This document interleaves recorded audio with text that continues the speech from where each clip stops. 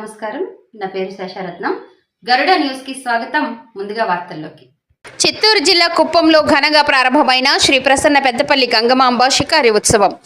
కొత్తపేటలో నెలకొని ఉన్న శ్రీ ప్రసన్న పెద్దపల్లి గంగమాంబ షికారి ఉత్సవం ఊరేగింపు ఘనంగా మొదలైంది.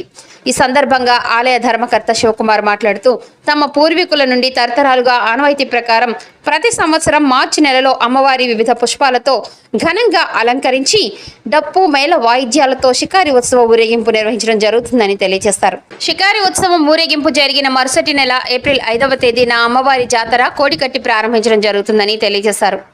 శ్రీ ప్రసన్న పెద్దపల్లి గంగమాంబ అమ్మవారి జాతరకు చుట్టుప్రక్కన ఉన్న ప్రజలే కాకుండా పక్క రాష్ట్రాలైన తమిళనాడు, కర్ణాటక నుండి ప్రతి సంవత్సరం పెద్ద సంఖ్యలో భక్తులు జాతరలో పాల్గొని అమ్మవారిని దర్శించుకోవడం జరుగుతుందని తెలియజేశారు.